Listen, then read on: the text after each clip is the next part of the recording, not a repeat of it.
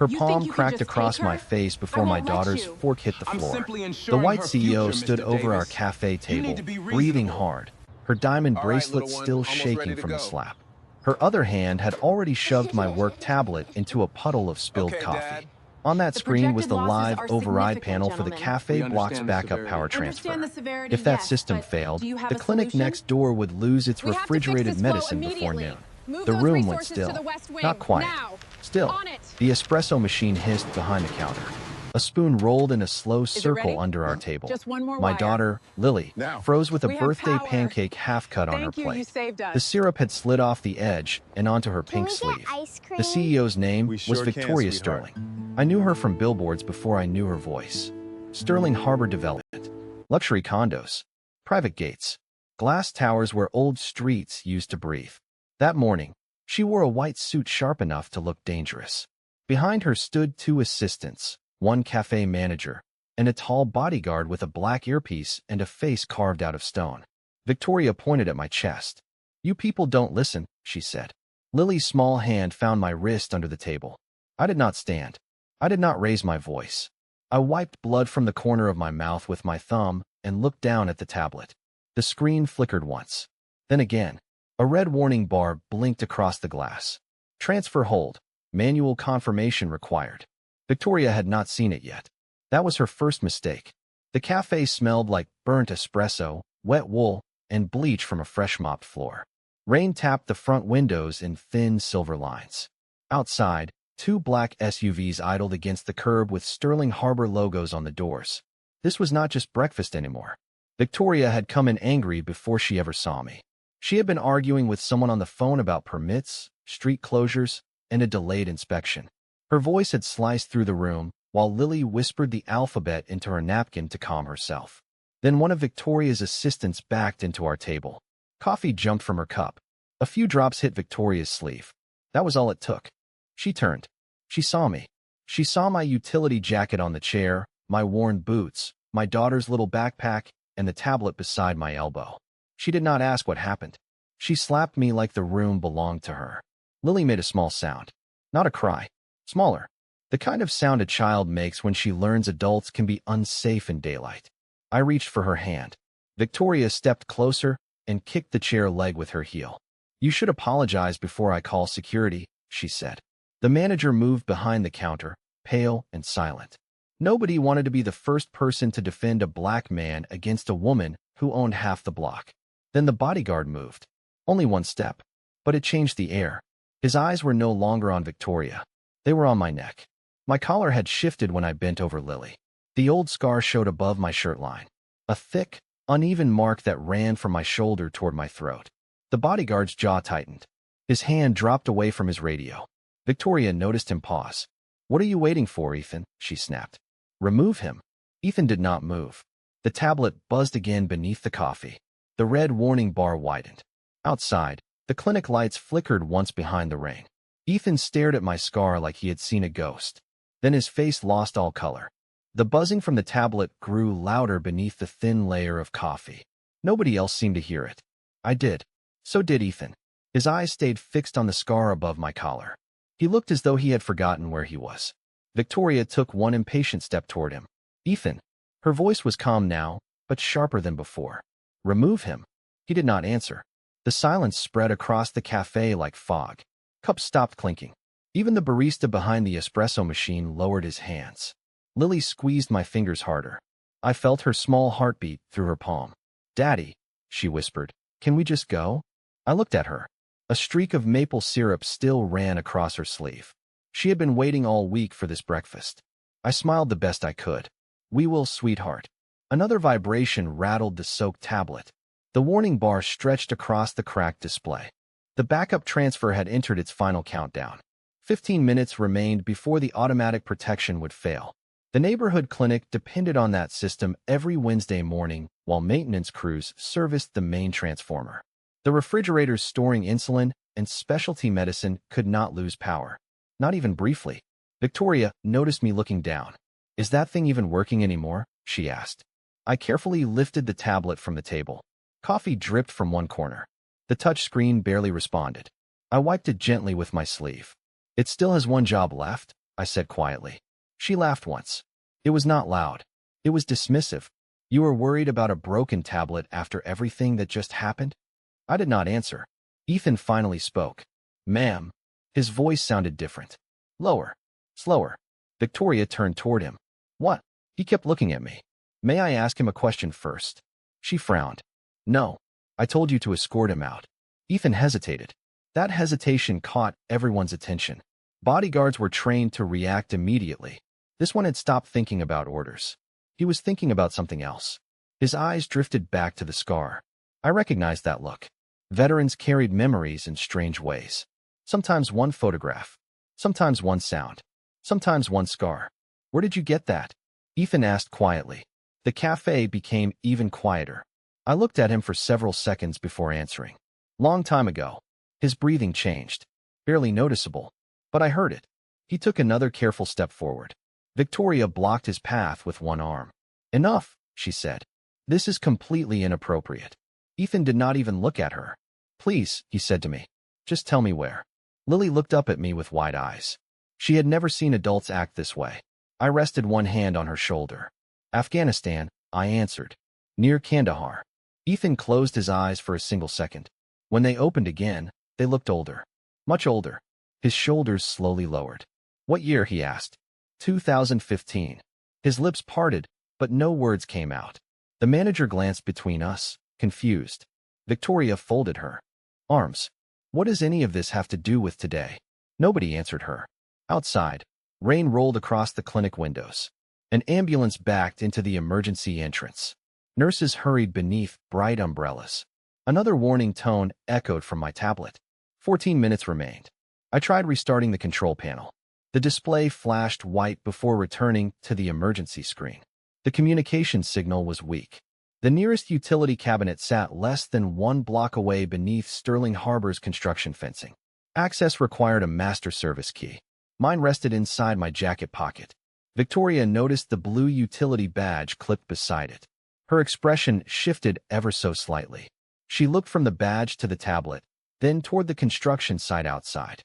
Something did not fit the story she had already decided to believe.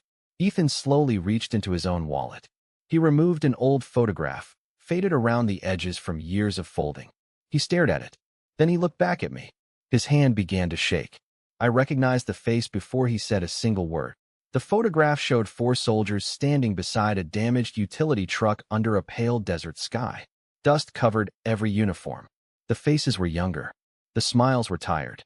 I recognized 3 of them immediately. The 4th man had been the one holding the camera. Ethan slowly turned the picture toward me. Do you remember Staff Sergeant Daniel Cross? He asked. I looked at the faded image again. Every day, I answered. Ethan swallowed. That was my brother. The words settled over the room with more weight than the silence before them. Victoria stared from the photograph to my face. She still did not understand what she was watching. Lily leaned against my side, resting her head against my arm. She stayed quiet. Children often knew when adults were carrying memories too heavy for words. Ethan carefully stepped closer. Daniel wrote about one man over and over, he said. He never stopped talking about him after he came home. I looked at the floor for a moment. The smell of roasted coffee mixed with the rain drifting through the opening front door. Someone had forgotten to close it. After the commotion, cold air brushed across the wet tile. His letters always mentioned a utility specialist, Ethan continued. A man who could restore power to a village before sunset, even when everyone else believed it was impossible. Victoria folded her arms tighter. Ethan, what does this have to do with today? He answered without taking his eyes off me. Everything. The tablet buzzed again. 13 minutes remained. I tapped the screen once more. The remote connection failed. The utility cabinet would have to be accessed in person. I slipped the tablet into my bag beside Lily's coloring book. Victoria noticed the movement. You are leaving? She asked. I have work to do, I replied. The clinic cannot wait. She glanced through the rain toward the construction fencing outside. Her company logo covered every temporary barrier along the sidewalk. Large steel panels surrounded the electrical vault where the maintenance transfer equipment had been relocated during the building project. Access through the public sidewalk had been closed for weeks. Only authorized personnel could enter through the construction gate. My service badge allowed it. Her security team controlled the gate. Ethan slowly lowered the photograph. Daniel said one man stayed behind after an explosion damaged the transformer station. He paused. Everyone else pulled back. I shook my head gently. The station still powered the field hospital.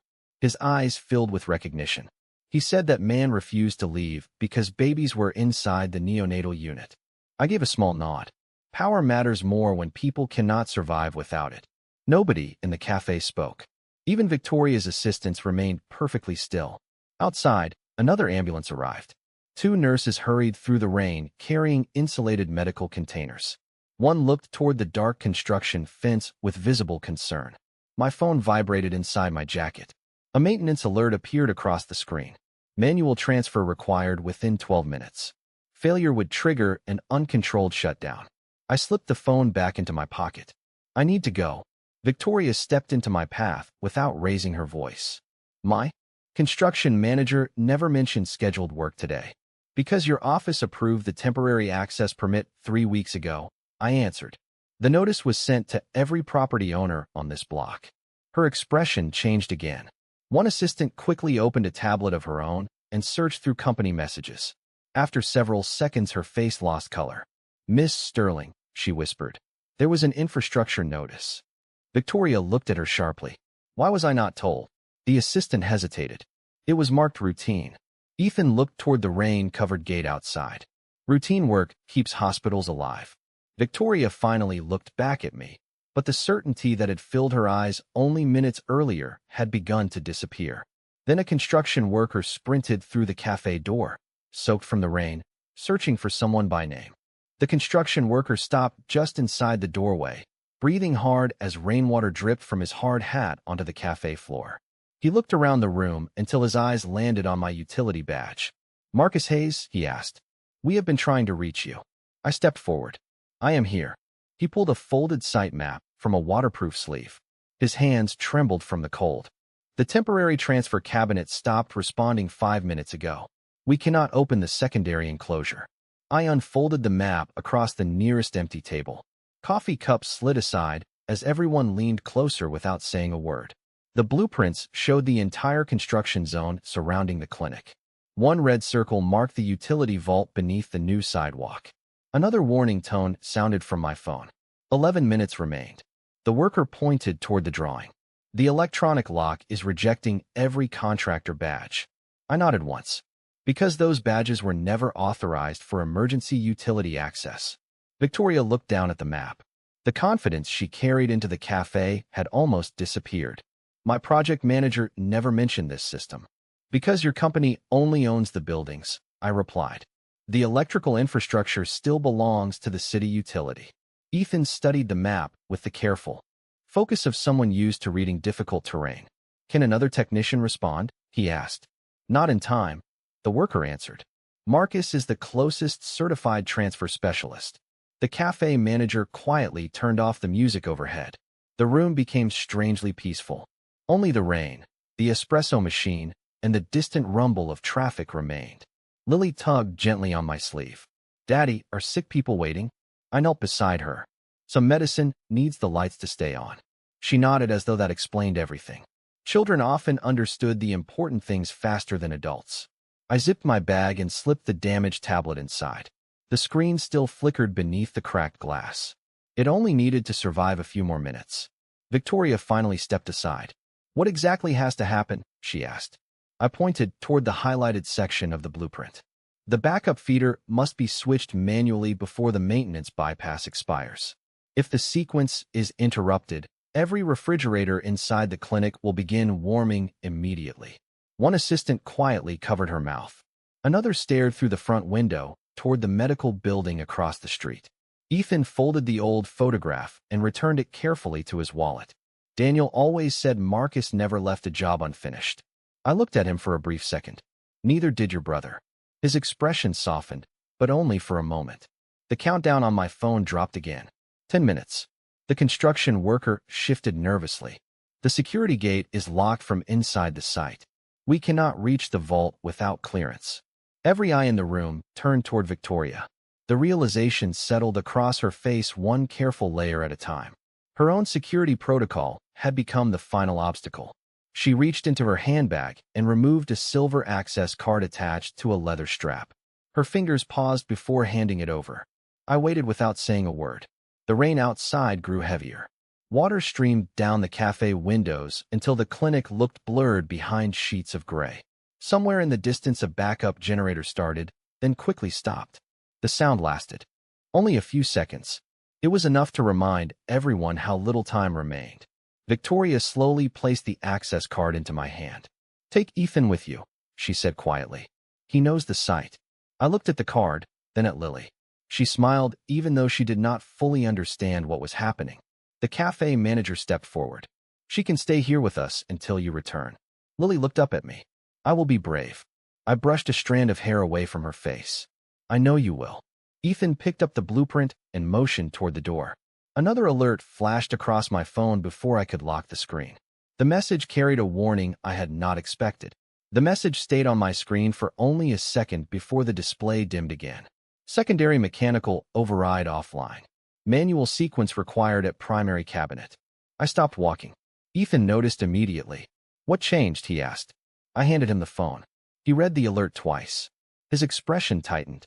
"That means the backup lock failed too." I nodded. There is only one way left now. Rain soaked my jacket before we reached the sidewalk. Cold water rolled down the back of my neck. The city smelled like wet concrete, diesel fuel, and fresh asphalt. Construction fencing stretched across the entire block. Orange warning lights blinked through the gray morning like distant stars. Behind us, I saw Lily standing safely beside the cafe window.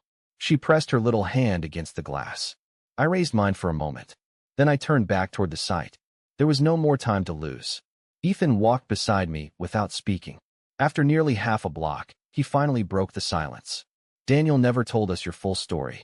I kept my eyes on the locked construction gate ahead. There was not much to tell. He shook his head. "He said you always said that whenever someone thanked you." The chain-link gate came into view. Two private security officers stood beneath a temporary shelter, watching the rain. One recognized Victoria's silver access card the moment I held it up. The electronic reader flashed green. Nothing happened. The heavy gate remained locked. One guard frowned. He swiped the card again. Another green light appeared. Still nothing. "The motor lost power," he said quietly. "We have been waiting for maintenance." I looked at the manual release housing mounted beside the fence. A thick padlock secured the emergency crank. "Who has the key?" I asked. Both guards exchanged uncomfortable glances. "Site management." Ethan looked back toward the cafe across the street. Victoria had already stepped outside beneath a black umbrella. She crossed the wet sidewalk much faster than I expected. Water splashed around her shoes, but she never slowed down. She reached us slightly out of breath. Without saying a word, she removed a brass key from her key ring and unlocked the housing herself. The padlock clicked open. Nobody moved for a second. She looked directly at me. "I delayed you once already," she said quietly. "I will not do it again." I gave a small nod. Nothing more needed to be said. Ethan and one of the guards turned the emergency crank together. The gate rolled open inch by inch with a long metallic groan. Beyond it stood unfinished sidewalks, stacks of steel beams, utility trenches, and temporary power lines crossing overhead. Rain collected inside deep tire tracks left by heavy equipment. Every step required careful footing. My phone vibrated again. 8 minutes remained. We hurried through the maze of fencing until the primary utility cabinet came into view. It stood on a raised concrete pad wrapped with yellow warning tape. The indicator light that should have been glowing green was completely dark. That was not normal. I climbed onto the platform and unlocked the cabinet. The heavy metal door resisted before finally swinging open. Warm air drifted out, carrying the faint smell of heated wiring. My flashlight revealed the problem immediately. One transfer relay had stopped halfway through its cycle. It had frozen between two positions. Ethan looked over my shoulder. "Can it still be completed?" I studied the mechanism carefully. The relay itself was intact. The automatic actuator had failed, but the manual linkage remained connected. "Yes," I answered, "if the sequence stays perfectly timed." Another maintenance technician came running across the muddy site carrying a portable voltage meter. He looked exhausted. "The clinic just called," he said. "They are reporting unstable current inside the pediatric wing." I tightened my grip on the insulated service handle hanging inside the cabinet. The next few minutes would decide much more than a construction schedule. Then the lights inside the cabinet flickered for the first time. The cabinet lights flickered twice before settling into a weak amber glow. I released a slow breath. Amber meant the control board still had life. Green would have been better. Dark would have meant we had already lost. Rain tapped against the metal door above my head. Water dripped from my sleeves onto the concrete pad. Ethan stood beside me, holding a flashlight steady without being asked. He remembered. In places like this, steady hands mattered more than fast ones. I reached inside the cabinet and wrapped my fingers around the manual transfer handle. The steel felt cold despite the warmth coming from the equipment. The maintenance technician connected his voltage meter. Numbers flashed across the screen. "Current is dropping," he said quietly. "Not critical yet." I nodded. "Tell me the second it changes." He swallowed and kept watching the display. Victoria climbed the platform carefully. Mud covered the bottom of her white shoes now. She no longer looked like someone visiting a construction site. She looked like someone trying to understand one. She stopped several feet away. "Can I help?" she asked. I glanced toward a stack of insulated safety blankets resting against the cabinet wall. "Keep everyone behind the yellow line." She did not hesitate. She turned immediately. "Nobody crosses the tape," she called. Contractors stepped backward without arguing. Something had changed. They no longer saw me as the man from the cafe. They saw the person everyone else was waiting on. Ethan leaned closer. "Daniel always said you never rushed equipment." I smiled faintly. "Machines remember every shortcut." He nodded as though hearing his brother speak again. The technician suddenly looked up. Voltage just dropped another 3%. I checked the relay one more time. The frozen actuator blocked the automatic cycle exactly where I feared it would.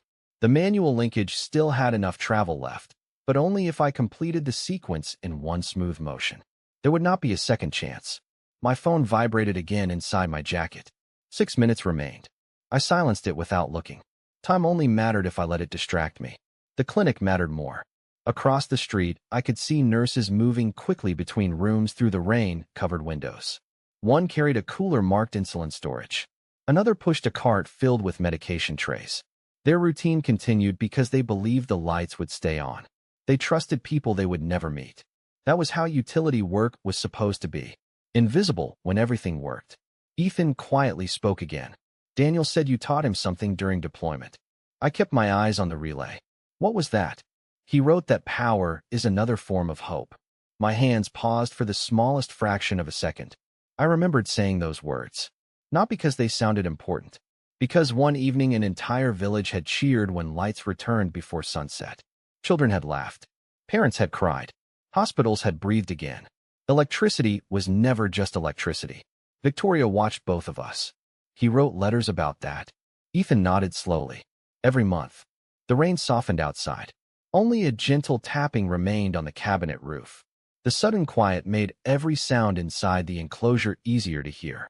Cooling fans. Relay hum. The faint clicking of protective switches. Then I heard something else. A tiny metallic tick repeating every few seconds. I leaned closer. The maintenance technician noticed my expression. "What is it?" I pointed toward the lower relay housing. "That contact spring is slipping." He crouched beside me. His face tightened. "Can it hold?" "Maybe."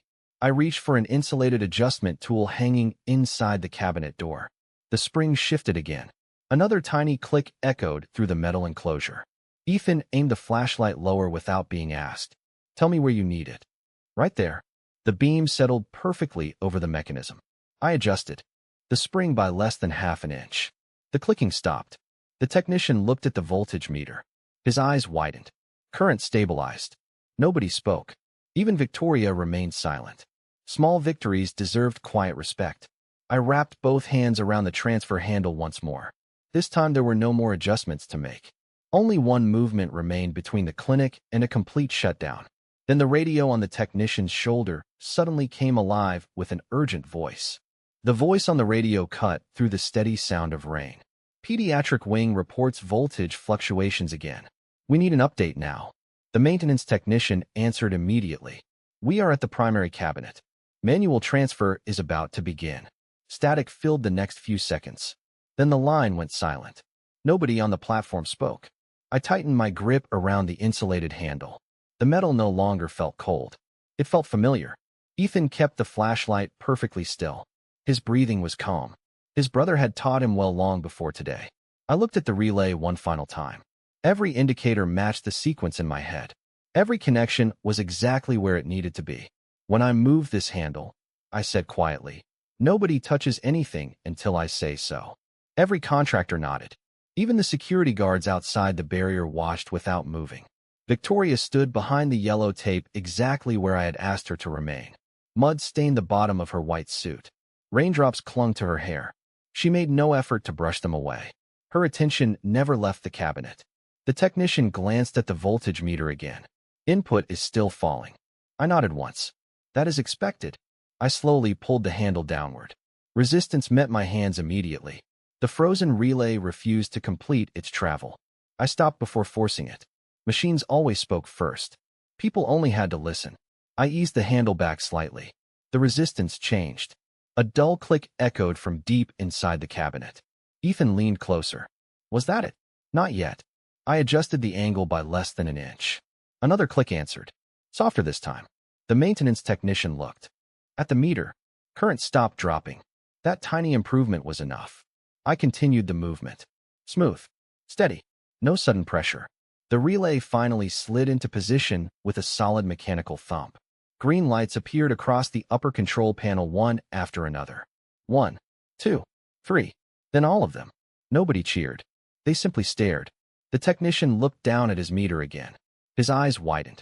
Voltage is climbing. The radio crackled once more. Clinic reports stable power.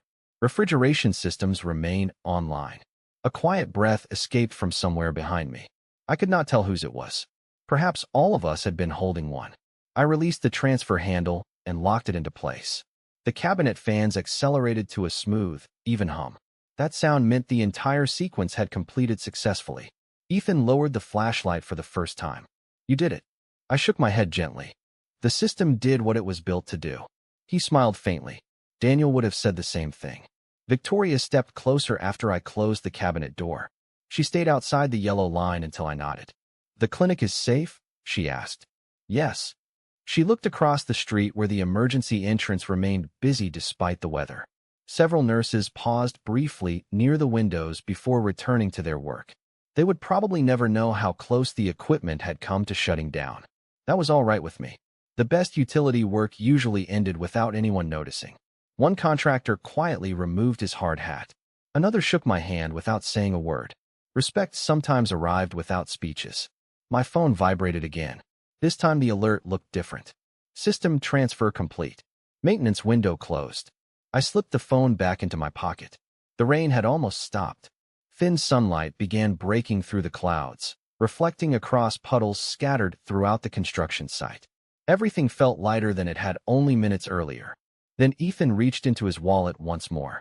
He unfolded the old photograph again and pointed toward a handwritten note on the back. I had never seen those words before. The handwriting on the back of the photograph had faded, but one sentence remained clear. If I ever make it home, it is because Marcus refused to leave anyone behind. My thumb rested on those words for a long moment. Rainwater still clung to the edge of the paper, but the ink had survived the years. Ethan folded the photograph carefully before returning it to his wallet. Daniel carried that picture everywhere, he said quietly. After he passed away, my mother found it inside his Bible. I lowered my eyes. Some memories grew heavier with time instead of lighter. The construction workers slowly returned to their jobs around us. Forklifts started moving again. Backup alarms echoed across the site. Hammers rang against steel beams. Life resumed one ordinary sound at a time. The clinic across the street continued operating as though nothing unusual had happened. That was exactly how it should be. Victoria remained standing near the cabinet. She looked at the muddy ground instead of at me. The confidence that once filled every movement had been replaced by careful silence. Finally, she spoke. I owe you more than an apology. I zipped my utility bag closed. The clinic has power. That is enough for today. She shook her head slowly. No, it is not. The wind carried the smell of wet lumber and fresh concrete across the site. Somewhere above us, sunlight finally pushed through the thinning clouds. Small drops of water slid from the temporary fencing like rows of tiny mirrors. Ethan watched both of us without interrupting. He understood that some conversations could not be rushed. Victoria took one careful step closer. When I walked into that cafe, I decided who you were before hearing a single word. I did not answer. She continued anyway. I looked at your clothes, your tablet, your daughter. Then I acted like none of you deserved respect. Her voice remained steady, but much quieter than before. I was wrong. Several nearby contractors pretended to organize equipment while quietly listening. Nobody laughed. Nobody whispered. The moment belonged to the truth, not to embarrassment. I looked toward the cafe across the street. Through the front window, I could see Lily sitting with the manager and one of the baristas. She was drawing on the back of a paper place mat with a box of crayons. She looked safe. That mattered more than anything else. Children remember how adults treat people, I said softly. Sometimes longer than adults do. Victoria followed my gaze toward the cafe. Her shoulders lowered. I hope she does not remember me for what happened today. That part is no longer yours to decide, I answered. She nodded once. The honesty landed without argument. Ethan slipped his hands into his jacket pockets. Daniel used to say respect arrives before trust. I smiled faintly. He listened better than I did. Ethan laughed for the first time all morning. It was quiet, genuine, and brief. One of the maintenance technicians approached carrying a printed inspection form. Marcus, we documented the emergency transfer. We also noted the failed actuator for replacement. I signed the report with a waterproof pen. My signature looked uneven because the paper still carried tiny drops of rain. Routine paperwork always followed extraordinary mornings. That strange normality somehow made everything feel real. Victoria watched me finish the form. You are still working after everything that happened. I capped the pen. The system still needs to be restored before the next maintenance cycle. She looked surprised. You are not finished? I shook my head. Reliable service is never just one repair. A city utility truck turned slowly into the construction entrance with its amber lights flashing. Two senior engineers stepped out carrying equipment cases. One of them looked directly at me, then toward the repaired cabinet. His expression suggested he had already heard part of the story. He began walking toward us with unexpected urgency. The senior engineer stopped a few feet from the cabinet and looked directly at me before saying a single word. Marcus, dispatch said you completed the manual transfer. I nodded once. The actuator locked halfway through the cycle. The manual linkage still responded. He glanced inside the cabinet and smiled with quiet relief. That matches the telemetry we received. His partner opened a rugged equipment case and connected a diagnostic cable to the control panel. Green status lights appeared across a handheld monitor one by one. Everything is stable, she said. The clinic never lost service. A few nearby workers quietly applauded. It lasted only a moment. Then everyone returned to work. That felt right. The engineer closed the cabinet door carefully. You saved us several hours of recovery. I shook my head. The system was designed well. It only needed someone close enough to finish the sequence. Ethan looked toward the engineer. He always talks like that. The engineer laughed softly. Every single time. Victoria listened without interrupting. She watched people greet me by name. Some offered a handshake. Others simply nodded with quiet respect. The picture she had formed inside the cafe continued falling apart piece by piece. The engineer pulled a folded maintenance report from his clipboard. There is something else, he said. Headquarters approved your field instructor certification this morning. I blinked. Already. He smiled. The email came through while you were working. Congratulations. Ethan looked genuinely surprised. Field instructor? The engineer nodded. Marcus will be training new emergency response technicians across the county. Victoria slowly turned toward me. You teach people how to protect systems like this? That is the plan, I answered. Reliable service depends on the next generation learning the job correctly. The engineer signed the final inspection form and handed me a copy. Your first training class starts next month if you still want it. I folded the paper carefully and slipped it into my utility bag beside the damaged tablet. I do. The wind shifted across the construction site. The clouds finally broke apart, revealing patches of blue sky above the unfinished buildings. Sunlight reflected from puddles across the concrete like scattered pieces of glass. Across the street, the clinic entrance remained busy. Families walked in and out carrying backpacks, blankets, and paper coffee cups.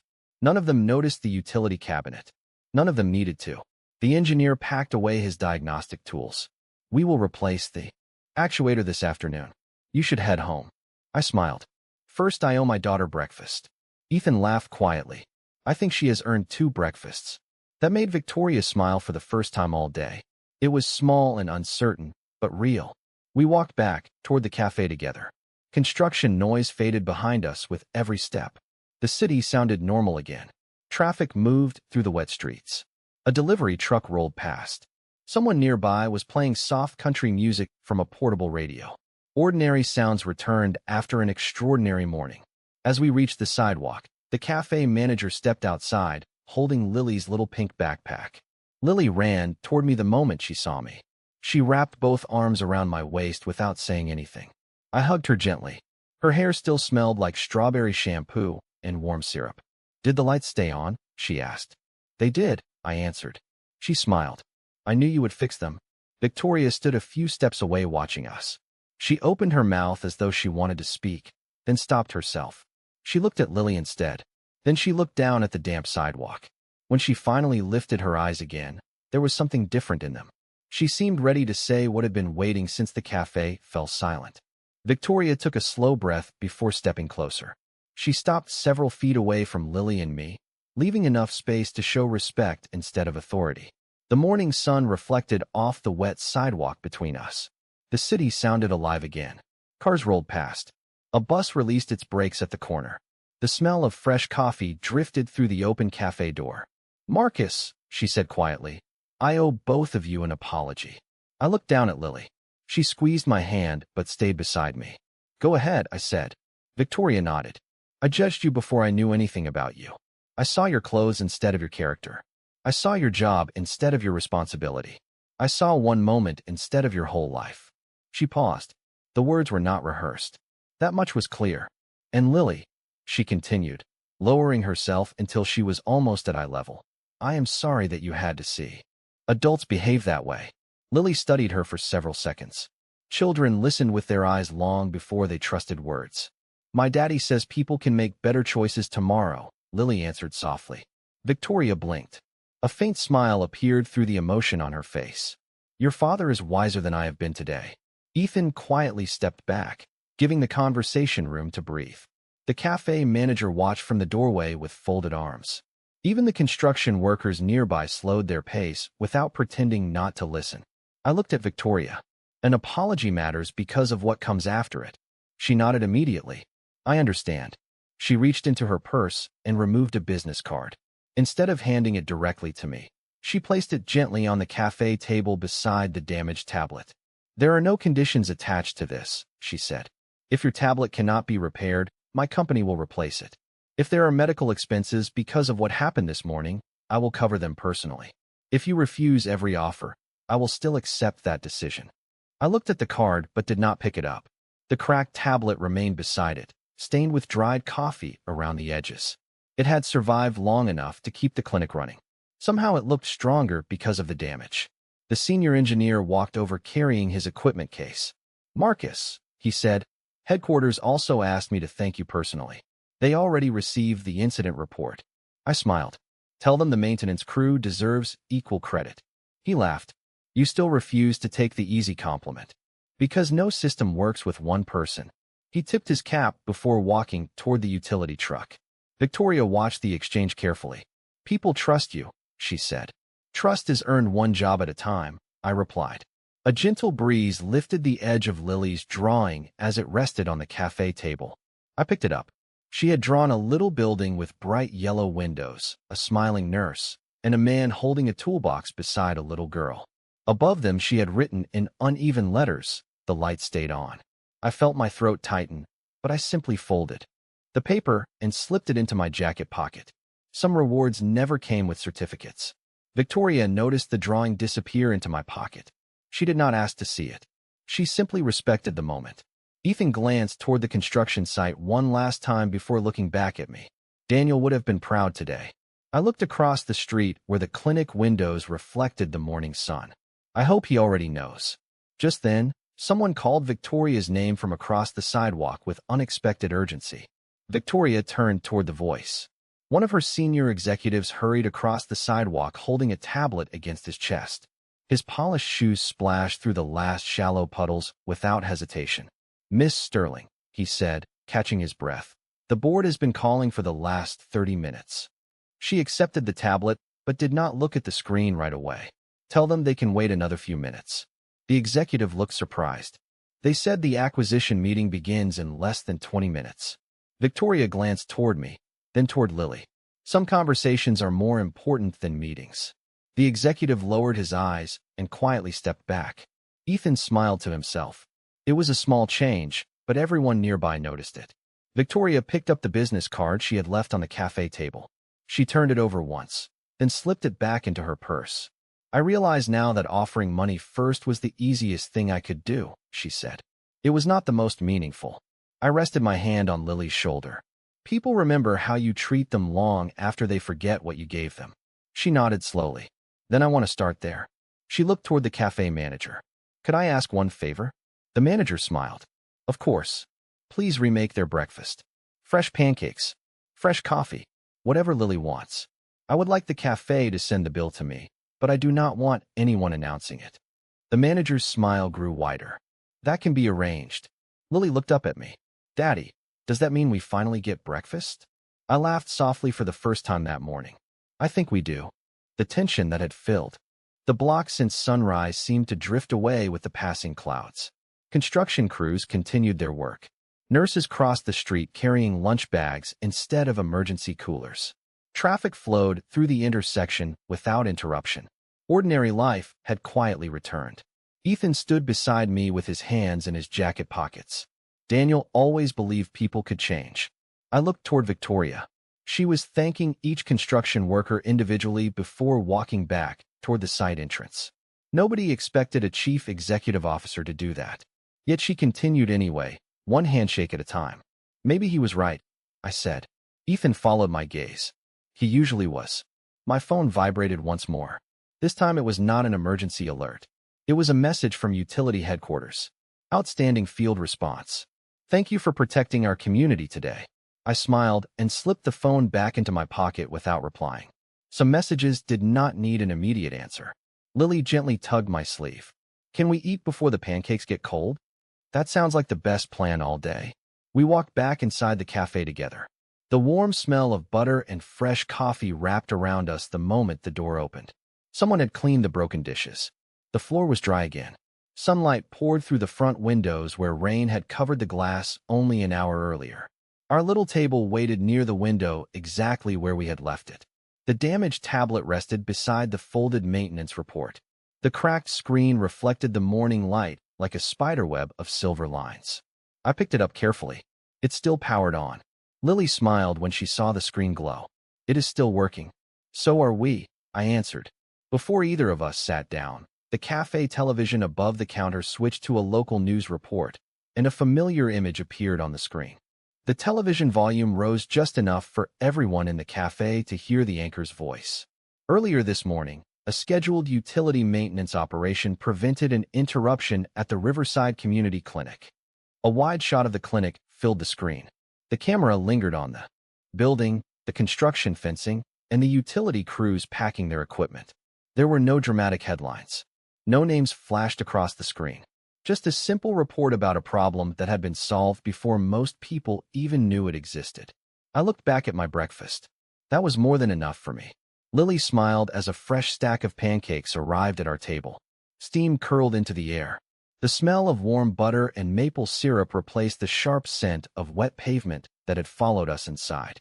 She folded her hands together for a moment before picking up her fork. "This one feels happier," she whispered. "It does." The cafe manager placed a fresh cup of coffee beside me. "This one is on the house," he said with a quiet smile. Before I could answer, he added, "And no, you cannot argue with me." I laughed softly. "Thank you." Across the room, several customers who had witnessed the morning quietly returned to their conversations. One older couple gave me a small nod as they walked toward the door. Another man simply tipped his baseball cap before leaving.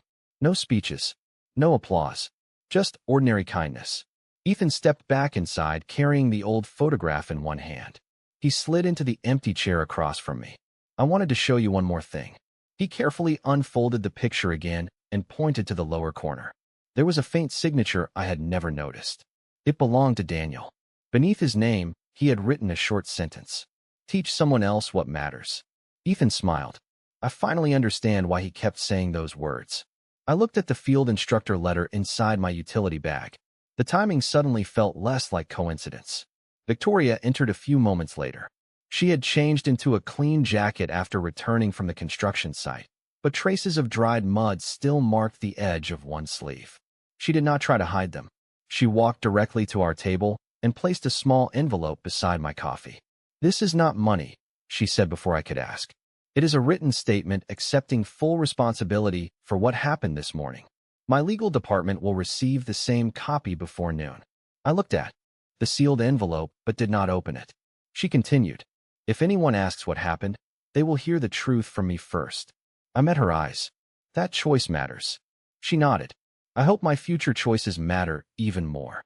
Lily finished one bite of pancakes and smiled at Victoria. "You should try these. They are really good." Victoria laughed through a quiet breath. "Maybe another day." She thanked Lily, then stepped away without expecting forgiveness to arrive immediately. Sometimes respect began by giving people the space they needed. I watched sunlight spread across the cafe floor through the front windows. The cracked screen of my tablet reflected that light beside my coffee cup. It was still damaged, but it still worked. Somehow that felt fitting. Then Lily reached into her backpack and quietly handed me something I had not seen before. Inside the folded sheet of paper, Lily had drawn another picture. This one was different. The clinic stood beneath a bright blue sky. The cafe sat across the street with warm yellow windows. A little girl held her father's hand between the two buildings. Beside them stood a woman in a white jacket. All three were smiling. Above the drawing she had written in careful block letters, "Everyone can choose again." I stared at the page for several quiet seconds. The crayons had colored outside the lines in a few places, but somehow that made it more honest. Lily looked at me with hopeful eyes. "Do you like it?" she asked. I smiled. "I think I will keep this forever." She grinned and returned to her pancakes. Ethan looked over from across the table and quietly nodded. He understood without needing another explanation. Some memories belonged in frames. Others belonged folded inside a jacket pocket where they could travel through ordinary days. Victoria stood near the cafe entrance, speaking softly with the manager before she prepared to leave. She paused one last time and looked back toward our table. There was no expectation in her expression now, only gratitude that she had been given the chance to make a different choice before the day was over. She offered a small wave to Lily. Lily waved back with syrup still on her fingers. Victoria laughed softly, then walked out into the bright morning. The city had completely changed since sunrise. Construction crews worked behind the fences with calm rhythm. The utility truck rolled slowly toward the next assignment. Nurses crossed the street carrying coffee instead of emergency coolers. Children waited at the nearby bus stop with backpacks almost as large as they were. Everything looked ordinary.